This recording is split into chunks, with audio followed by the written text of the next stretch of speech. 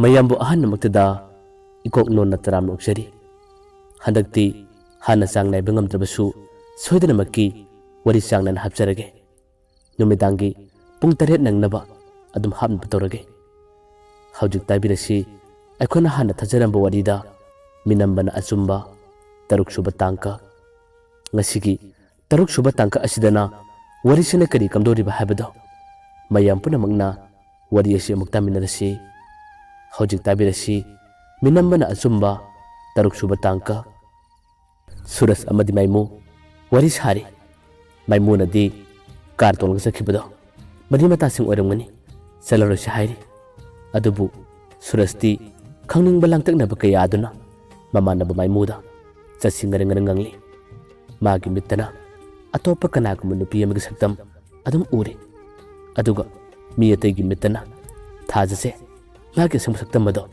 adum ubani suras na harami mari mata oigosino nokone chalibse amuktang di talga yengsi ai yam lang takna re ai khangning mana kaino matore haduna maimuda ngang badagi maimu amadi suras kadi masadu tolaga chakhiba magai du tamna laame taseng namakti thajam puraga chalibado mari mata sing natte mabuna yengliba maibuduni mamada phajana hairaga atopa laifam singda lai khurumba puribani haduna chakhibani asumna makhoi anina adum tungila kamatambadi karaduna chaliba magai edo atai amata danatte chinglambi amadani chinglambi romda gari adum thokibadu uba matamda suras naharame maimu ngasai gari tubu soidabrane asidi chinglambi ne mari matana puboradi asomda kariga pugani as soire male maimu nukume soide kaidigi soibano ai phajana khanglibani makhoi gise lai khurumugum puri bizala as yese kadem to waganu se surasna adu natraga amu magnu shinab nu panaka puri bizala maimuna yareba kadu karanu nganganu yogodore ekhoi tungdum inasi kadi kandobun habada ngasigi numitadi chapchana pharagadabane asumna tungina ina adum lagle hojikti singkhong yore singkhong yoru bigitung kari edu khamle khamlo mutungda maibado thajada tamli yang thore aduga man harame thaja kumsilao asida lai khurumpham amalai aduda changlaga nangise kari kari na habsu yengse adu khurumsilao ba thaja maibadi yang thokte magi thokpa wakhal amada leiri aduga tamna khumlai asidadi kaidigi lai khurumpham ai kumba talle ai talle maibaduna nangi phanabane nangi phanabi yengadoribane lao ai kumakise asumna harega maibado kumlamme aduga thajagana kalom chatlaga thongodo hangdoludona harame se kumo thengadoreba horen jumda hanbado pharak tajani thajana kumi kaka ai talle ai kumba talleba jumda halasila asita lebse ai kinom toy ai gi sase as ai yade kaka ai kumba talle maibaduna ngarang ngolduna makutta pairame aduga maibaduna harame akhuna sida laise lai khurum laine nakho imanasu fajana haridune nangi da sada mate pon bisingdo puna pharakadabane thaja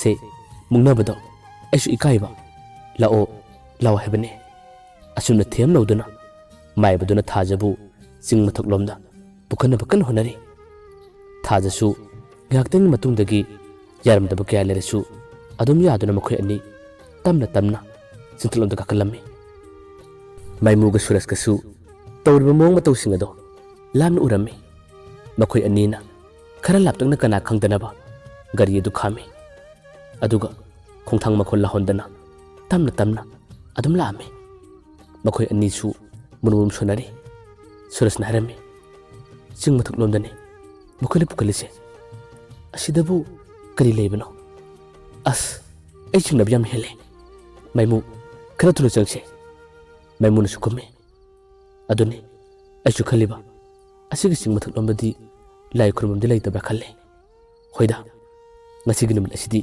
horan na phaba tarabane. Suras, adu bunang puning chontagano. Tawdi mong matawase, kadim na haba chap chana khangsi. Lao, udanaba. Tamna tana pakta sa silaw. Asum na haina dana makoy ani, adum laami. Mai ba dusu, thajaba bukat pang matamda. Tunglom da kana lakpano. Atopa missing, laman lebra haduna. Kuino ni jengi. Mi atopa kanago masing, lakpa amatu udabadagi, uyam na hawa. Kara suwang mapam amada. Thajabu, pusili. Hojikti, kanamata na khanglaroy, kanamata na ururoy habigi wakanda. Tamna pamali. Maabdun harami. Thaja, ngasigi numitagidi, nangi anaba kutimok, punna paragadabani. Yengo to, nangi khongna, nangi khutta, matek pawli basingse. Asisu, asida lai kurumbadagi, punna paragadabani. Yengi kadaino, nangi khongdo, asaiga matek sitara pawmisibo. Asunna haraga, magi makhongdo tapna pairami. Thajana, as, kaka, tarakono, haina dehabane. Lai kurumdo bordi kurumse. Adum nathela kano haiba. Mai baduna, kisum toroye, lairon khana songe tawbani. Nanga nungai takbudi, ai thengaroy. Khutkina kadai. Asumna maharaga, magi pambom khudangna. Tamma nanboy kariyoy, pairami. Mai badudi, tonganba wakal lamani, tonganba asa amani. Magi wakandana, ngasigi numit asida, kariguma khana tawraga habigi wakanni. Thajadi, hainada bukaya aduna, adum thaidoe. Mangona thelakano, mangonda pairakano haduna, adum hairi. Lai kurumgada borbadi, kurumsi. Kadaidano hangne. Mai baduna, bakta phamuse. Ai, laron khana songadab leiri. Aduga, nangna kurumgudurubase. Thawai yauna, puning yamna changna, tawgadaba thabakni. Se, phajana phamuse. Ai, nang lai kurumgudab monga tawsingdo, take. Asunda maharaga, thajaga sagandasu, tamna paduna, phamanaba tawri. Mai badudi, haraubana kham thenglabani. Maaki wakhalsu, ayorabani. Masindagi, karigumba khara solaga, thajabu gyan manghallage, pangthalage habigi wakhan phawba khalli. Aduga, magi aning mapamasing, lawraga habigi asadani. Mai ban honariba. Asumna thajabu, mai badugi masindagi karigumba khara solaga, makok tamna. Tamma nantarami. Mikup khariga tungdadi thaja gyan manglai. Aduga lay mai thakta mahak longa takhirami. Mikup asini mai badugi khwaidagi hena haraujaba, khwaidagi hena penjaba mikup. Ngihaktangi tungdadi thajabu nubiyobi kai khunnaba manghallagi habigi wakhan phawba khalammi. Kuihaude mikup asida tunglomdagi khubak podrok khurei. Aduga wasungalai. Ba, asing umay banine. Ba, wahayse, suras na harakpani. Aduga may musu, magna ka na lebli. May muna sa harami. O, ako'y may basidi, yam na phaba. Apapa pa karbaya matawb dyan idana. May bado hujigti, suras amati may muuba matamda. Bakit po'y kariyoy, siyang gatarami. Thajadi, ado magtumlaga laydi. May bado siyang gatawba matamda. Makoy ni chalaga parami. Aduga suras na harami. Nang buka na mamino. Nasan nasago misida. Adug pataba. Saga buksel. Adusu. Nang layang liba. Nang ying liba nupiyama. Oh. Anaba sige. Ahala masing adunadi. Isata mo pwera bade haduna. Haraw jarang mani. Kalam mani. Aduga may ba nang napawa. Asum na toraba. Ngasidi nang. Chapchana parata mi batarabani. Wahay si haraga. Mai badugi mai tamna suraja thajilami. Aduga mai musu sauningma nungaitaba kaya aduna phubu yarami. Mokhe andi chalaga phanamna kanna phure tole. Mai badu hujikti masaga marala do leirabanina aibu ngakpiyu ai sore lalle haduna khurum jarami. Khurum bagi non tharapagasu amaka surasna kaurami. Aduga torpa yaba torlaba kitungda surasna hai. Nupi se gyan malga taribse haudo gyan tahallo. Kariguma gyan tahanda batarabadi nang loiragadabani. Gyan tahallo. Mabadu na kumme. Ay tahange. Ay gyan tahallage. Ay ngonda phubigano. Ay laron songe. Asum na hariga mabadu na laron solami. Ngahaktangi tungdadi Thaja tamna tamna gyan tara'e. Mana gyan tarakko matambadi Suraj ubada Thaja magi wakhan puningda kadina haba khangdaba makhai Suraj pu mitkuptana dum yengi. Maimusu Thaja ga matawado tasena gyan mamlabane. Aduga maiba adudi khangi. Suraj matik mayai sen namini. Mabu uwa matamda Thaja da kariguma khara phawbadagi yenglibane haiba. Sainakul adu khangna maiba adudi matai amada phamle. Thaja phamlambadagi pu hogale.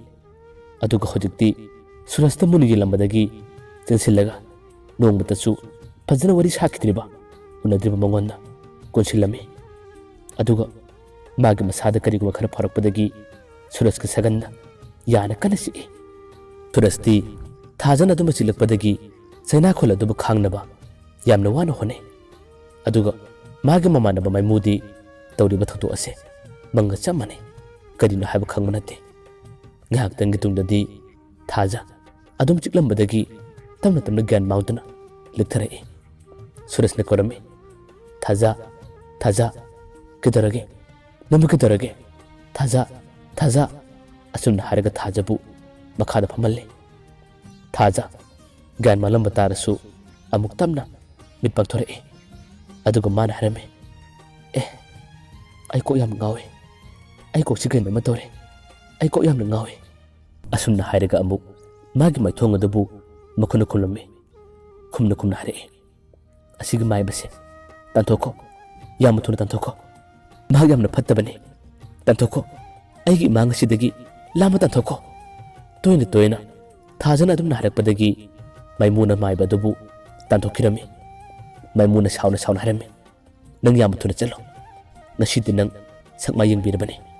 Matung tabadadi ekhuga thiknadanaba nang hono. Chakhru yala chalo. Asumna kana laubadagi maibado makhongaru sengna sakhirame. Thajadi magi maithong khumlibado haidorakte. Ngahaktangi tungdadi Surajna tamna magi khumliba maithong adubu haidona halame. Haidorakko matambadi Suraj tasenama khangpe khangi kaglame. Masindagi sole. Nang kanano. Mana ngasaiwai ukibadi mana hana ukiba Thaja saktamni. Maithongdu khumkibadagi hojik mana uribana asengba Thaja saktammaduni. Asengba Thaja saktammasiti mana hana uba natte. Thaja su Surajna adum halakko matamda kaglame. Aduga mana sarame. Kidarage ai Thajani aibu khangdrabo kariga adumna hairino. Mamar maimuna su Suraj harame. Suraj masi Thajani namu kidarage. Suraj namu kidarage. Suraj nakume natte ma Thaja natte. Aina uriba aina khalamba nupi Thaja do mag natte. Ai ko ngaure. Ai kino matore. Asumna hariga Suraj kana laure. Maimuna mamanaba Suraj pu phatanaba themthanaba kana hone. Thaja su magi masada yauramba sanglamba thawai ado thokibadagi masadu yangi. Adubu Suraj ki mataw langol asina mahaksu gyan mamle. Suraj ki manakta phamtaraga Suraj ta hangli. Aibu khangdraba ai Thajani aigi maithong asibu kari oina urage se amukta hayo. Suraj na khume khangde aigi mise masen marangona ure. Ai ko ngaure. Wai si haraga magi maithong ado tamna onthorokko matambadi khara lamna u magi marumdagi mana hana ukiba Thajaga saktammado urae. Marum adudagi pakta lumlaga adum yalae. Saktammadu urakpada Surajna sole. Thaja ada leire. Wahaido harakpada maimu amadi manakta leiriba asengba Thajado kaglame. Surajna yengkiba maike edo tamna makhoisu yengthoe. Makhoina yengba kandadi karimata ude khangde. Surajti nupi edona kut khala korakpadagi adum tungina illaga Thaja haraga adum chakhirame. Maimu amadi Thaja su tungine chalibado kadaidona habi yengi.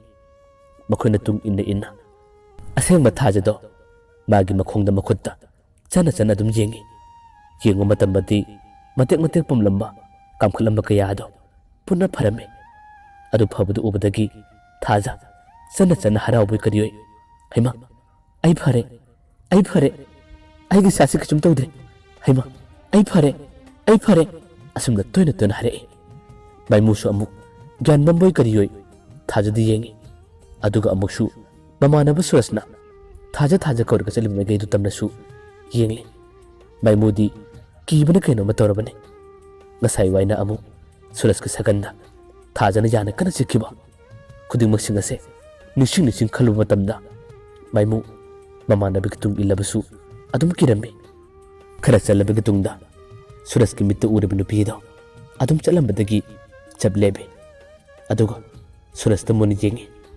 ꯁꯨꯔꯁꯁꯨ ꯃꯥꯅ ꯑꯗꯨꯝ ꯂꯦꯞꯄꯗꯒꯤ ꯑꯗꯨꯝ ꯂꯦꯞꯄꯤ꯫ ꯃꯥꯏꯃꯨ ꯑꯃꯗꯤ ꯊꯥꯖꯁꯨ ꯂꯦꯞꯂꯤ꯫ ꯅꯨꯄꯤ ꯑꯗꯨꯅ ꯁꯨꯔꯁꯇ ꯏꯪꯒꯤꯠ ꯇꯧꯔꯛꯏ꯫ ꯃꯥꯒꯤ ꯃꯅꯥꯛꯇ ꯂꯩꯔꯤꯕ ꯃꯥꯏꯃꯨ ꯑꯃꯗꯤ ꯊꯥꯖꯗꯣ ꯈꯔ ꯂꯥꯞꯅ ꯂꯦꯞꯍꯜꯂꯨ, ꯃꯅꯥꯛꯇ ꯂꯥꯛꯍꯟꯒꯅꯨ ꯍꯥꯏꯔꯝꯃꯤ꯫ ꯑꯗꯨꯝꯅ ꯏꯪꯒꯤꯠ ꯇꯧꯔꯛꯄꯗꯒꯤ ꯁꯨꯔꯁꯅ ꯍꯥꯏꯔꯝꯃꯤ, ꯃꯥꯏꯃꯨ ꯑꯁꯤꯗ ꯅꯈꯣꯏ ꯑꯅꯤ ꯉꯥꯏꯍꯥꯛꯇ ꯂꯩꯌꯨ꯫ ꯃꯥꯅ ꯅꯈꯣꯏ ꯑꯅꯤꯕꯨ ꯆꯪꯂꯛꯀꯅꯨ ꯍꯥꯏꯔꯤꯌꯦ꯫ ꯑꯩ ꯑꯃꯨꯛꯀ ꯆꯪꯒꯦ꯫ ꯑꯁꯨꯝꯅ ꯍꯥꯏꯔꯒ ꯁꯨꯔꯁ ꯀꯔꯤꯁꯨ ꯂꯩꯇꯕ ꯑꯍꯥꯡꯕꯗꯨꯒꯤ ꯃꯅꯥꯛ ꯇꯝꯅ ꯆꯪꯈꯤꯔꯝꯃꯤ꯫ ꯃꯥꯒꯤ ꯃꯤꯠꯇꯕꯨꯗꯤ ꯊꯥꯖ ꯎꯔꯤꯕꯅꯤ꯫ ꯃꯅꯥꯛꯇ ꯆꯪꯂꯒ ꯎ ꯄꯥꯝꯕꯤ ꯑꯃꯗ ꯉꯥꯔꯒ ꯁꯨꯔꯁꯅ ꯋꯥꯔꯤ ꯁꯥꯔꯤ꯫ ꯃꯇꯧ ꯑꯁꯤ ꯎꯕꯗꯗꯤ ꯃꯥꯏꯃꯨ ꯑꯃꯗꯤ ꯑꯁꯦꯡꯕ ꯊꯥꯖꯗꯣ ꯒ꯭ꯌꯥꯟ ꯃꯝꯂꯤ꯫ ꯁꯨꯔꯁꯀꯤ ꯃꯅꯥꯛꯇ ꯂꯩꯔꯤꯕ ꯊꯥꯖꯗꯨꯅ ꯁꯨꯔꯁꯇ ꯑꯁꯨꯝꯅ ꯍꯥꯏꯔꯝꯃꯤ, ꯉꯁꯤ ꯅꯪꯒ ꯊꯦꯡꯅꯕ ꯑꯁꯨꯝꯅ ꯑꯩꯒꯤ ꯄꯨꯟꯁꯤ ꯑꯁꯤꯅ ꯅꯤꯡꯇꯝꯕ ꯊꯣꯛꯄ ꯐꯪꯕꯁꯦ ꯑꯩ ꯀꯌꯥꯒꯤ ꯃꯇꯤꯛ ꯍꯔꯥꯎꯖꯩ, ꯅꯨꯡꯉꯥꯏꯖꯩ꯫ ꯀꯨꯏꯔꯕ ꯃꯇꯝ ꯑꯁꯦ ꯑꯩꯅ ꯑꯩꯒꯤ ꯏꯁꯥ ꯑꯁꯤꯕꯨ ꯅꯤꯡꯇꯝꯅꯕ ꯍꯣꯠꯅꯕꯗ ꯑꯩ ꯌꯥꯝꯅ ꯋꯥꯔꯛꯄꯅꯤ꯫ ꯉꯁꯤꯗꯤ ꯑꯩꯒꯤ ꯑꯋꯥꯕ ꯈꯨꯗꯤꯡꯃꯛ ꯐꯔꯦ꯫ ꯑꯩ ꯇꯥꯏꯕꯪ ꯃꯤ ꯅꯠꯇꯦ꯫ ꯅꯪꯅ ꯎꯔꯤꯕ ꯑꯩꯁꯦ ꯊꯥꯖ ꯅꯠꯇꯦ꯫ ꯋꯥꯍꯩꯗꯣ ꯍꯥꯏꯔꯛꯄꯗ ꯁꯨꯔꯁ ꯄꯥꯈꯠꯄꯣꯏ ꯀꯔꯤꯌꯣꯏ, ꯍꯥ ꯅꯪ ꯊꯥꯖ ꯅꯠꯇꯦꯕ? ꯅꯪ ꯀꯅꯥ? ꯑꯗꯨꯒ ꯅꯪꯁꯦ ꯇꯥꯏꯕꯪ ꯃꯤꯁꯨ ꯅꯠꯇꯕ? ꯅꯨꯄꯤ ꯑꯗꯨꯅ ꯈꯨꯝꯃꯤ, ꯑꯩ ꯇꯥꯏꯕꯪ ꯃꯤ ꯅꯠꯇꯦ꯫ ꯅꯈꯣꯏꯅ ꯌꯨꯝꯗ ꯍꯜꯂꯕ ꯀꯥꯟ ꯊꯥꯖ ꯍꯥꯏꯔꯤꯕ ꯅꯨꯄꯤ ꯑꯁꯤꯗ ꯍꯪꯉꯨ꯫ ꯑꯩꯅ ꯃꯥꯒꯤ ꯍꯛꯆꯥꯡ ꯃꯅꯨꯡꯗ ꯌꯥꯎꯔꯛ ꯂꯩꯔꯛꯄ ꯃꯇꯝ ꯌꯥꯝꯅ ꯀꯨꯏꯔꯕꯅꯤ꯫ ꯅꯍꯥꯛꯀꯤ ꯁꯒꯟꯅ ꯊꯝꯂꯤꯕ ꯗꯥꯛꯐꯝꯗꯣ ꯑꯩꯒꯤ ꯏꯁꯥ ꯑꯁꯤꯕꯨ ꯊꯣꯛꯄ ꯌꯥꯅꯕ ꯑꯩꯅ ꯊꯝꯕꯅꯤ꯫ ꯃꯉꯣꯟꯗ ꯈꯨꯗꯤꯡꯃꯛ ꯍꯪꯉꯨ, ꯈꯪꯒꯅꯤ꯫ ꯅꯣꯡꯃ ꯑꯩꯅ ꯅꯤꯡꯇꯝꯅ ꯁꯥꯟꯅꯔꯤꯉꯩ ꯑꯩꯅ ꯃꯊꯤ ꯐꯣꯡꯂꯛꯄ ꯅꯨꯃꯤꯠꯇ ꯃꯈꯣꯏ ꯃꯃꯥꯟꯅꯕꯤ ꯈꯔ ꯑꯩꯒꯤ ꯁꯥꯟꯅꯐꯝ ꯂꯝꯗꯝ ꯑꯗꯨ ꯇꯝꯅ ꯂꯥꯛꯈꯤꯔꯝꯃꯤ꯫ ꯃꯈꯣꯏꯅ ꯈꯪꯗꯕꯗꯒꯤ ꯂꯥꯛꯄꯅꯤ ꯍꯥꯏꯕꯗꯤ ꯈꯪꯉꯤ꯫ ꯑꯗꯨꯕꯨ ꯃꯍꯥꯛꯀ ꯑꯩꯒ ꯀꯔꯤꯒꯨꯝꯕ ꯇꯥꯟꯖꯥ ꯑꯃꯗ ꯃꯄꯥ ꯆꯥꯅꯈꯤꯕꯗꯒꯤ ꯑꯩ ꯃꯥꯒꯤ ꯃꯁꯥꯗ ꯌꯥꯎꯔꯒ ꯂꯩꯈꯤꯕ ꯃꯇꯝ ꯌꯥꯝꯅ ꯀꯨꯏꯔꯕꯅꯤ꯫ ꯑꯩ ꯍꯧꯖꯤꯛꯇꯤ ꯃꯇꯝ ꯑꯁꯦ ꯑꯩꯒꯤ ꯃꯇꯝ ꯌꯧꯔꯛꯂꯦ꯫ ꯑꯩ ꯆꯠꯂꯒꯦ꯫ ꯃꯉꯣꯟꯗ ꯍꯪꯂꯒ ꯅꯣꯡꯃ ꯑꯩꯒꯤ ꯅꯥꯛꯇ ꯂꯥꯛ, ꯑꯗꯨꯒ ꯊꯃꯣꯏ ꯁꯦꯡꯅ ꯑꯩꯕꯨ ꯈꯨꯔꯨꯝꯖꯧ꯫ ꯑꯩ ꯆꯠꯂꯦ꯫ ꯅꯨꯄꯤ ꯃꯆꯥ ꯑꯁꯤꯁꯨ ꯉꯁꯤꯗꯒꯤ ꯃꯥꯒꯤ ꯃꯁꯥꯗ ꯑꯅꯥꯕ ꯈꯨꯗꯤꯡꯃꯛ ꯐꯔꯒꯗꯕꯅꯤ꯫ ꯑꯗꯨꯒ ꯅꯪ ꯅꯁꯥꯃꯛꯁꯦ ꯅꯪꯅ ꯈꯪꯖꯗꯕ ꯀꯔꯤꯒꯨꯝꯕ ꯅꯒꯨꯟ ꯈꯔ ꯅꯪꯉꯣꯟꯗ ꯌꯥꯎꯏ꯫ ꯅꯨꯃꯤꯠꯇꯨꯗꯁꯨ ꯑꯩꯅ ꯄꯨꯟꯅ ꯍꯥꯏꯒꯦ꯫ ꯅꯪ ꯉꯁꯤꯃꯛꯀꯤꯗꯤ ꯄꯨꯝꯅꯃꯛꯁꯤꯡ ꯑꯗꯨ ꯈꯪꯗ꯭ꯔꯤ꯫ ꯑꯩꯅ ꯀꯔꯤꯒꯤꯗꯃꯛ ꯅꯪꯕꯨ ꯀꯣꯏꯊꯤ ꯊꯤꯔꯤꯕ, ꯑꯗꯨꯒ ꯑꯩꯅ ꯅꯪꯕꯨ ꯎꯅꯕ ꯃꯇꯝꯗ ꯀꯔꯤꯒꯤ ꯍꯔꯥꯎꯔꯤꯕ, ꯑꯩꯅ ꯄꯦꯜꯂꯤꯕ ꯍꯥꯏꯕꯗꯣ ꯄꯨꯟꯅ ꯍꯥꯏꯒꯦ꯫ ꯊꯥꯖ ꯍꯥꯏꯔꯤꯕ ꯅꯨꯄꯤ ꯑꯁꯦ ꯅꯪ ꯅꯠꯇꯕ ꯑꯇꯣꯞꯄ ꯀꯅꯥꯒꯨꯝꯕ ꯑꯃꯗꯗꯤ ꯃꯍꯥꯛ ꯌꯨꯝ ꯄꯥꯟꯕ ꯌꯥꯔꯣꯏ꯫ ꯅꯈꯣꯏ ꯑꯅꯤ ꯂꯣꯏꯅꯒꯗꯕꯅꯤ꯫ ꯅꯈꯣꯏ ꯑꯅꯤ ꯍꯤꯡꯃꯤꯟꯅꯒꯗꯕꯅꯤ꯫ ꯑꯩ ꯆꯠꯂꯦ꯫ ꯃꯉꯣꯟꯗ ꯍꯪꯉꯨ꯫ ꯃꯍꯥꯛꯇꯤ ꯀꯥꯎꯔꯝꯕ ꯌꯥꯏ꯫ ꯀꯥꯎꯕ ꯇꯥꯔꯕꯁꯨ ꯇꯞꯅ ꯅꯤꯡꯁꯤꯡꯍꯜꯂꯨ꯫ ꯅꯤꯡꯁꯤꯡꯍꯜꯂꯒ ꯑꯩꯒꯤ ꯂꯩꯐꯝ ꯑꯗꯨ ꯇꯝꯅ ꯂꯥꯛꯅꯕ ꯍꯣꯠꯅꯧ꯫ ꯆꯠꯂꯦ꯫ ꯑꯩ ꯆꯠꯂꯦꯀꯣ꯫ ꯑꯁꯨꯝꯅ ꯋꯥꯔꯤ ꯈꯔ ꯁꯥꯔꯝꯂꯒ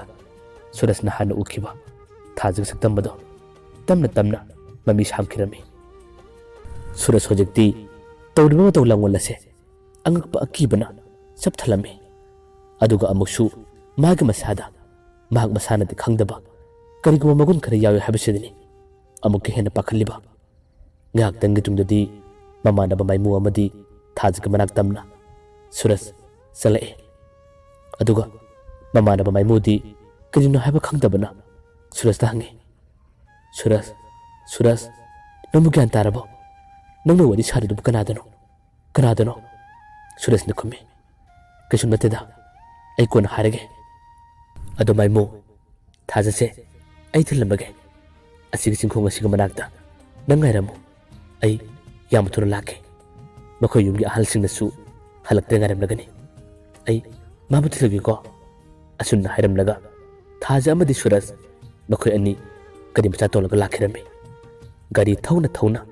Suraj di masama tomta. Wahang kaya mahangli. Wakan kaya makali. Taza su. Magatung na tong na. Gari kumawakal kara. Manglan kara. Ado mangli.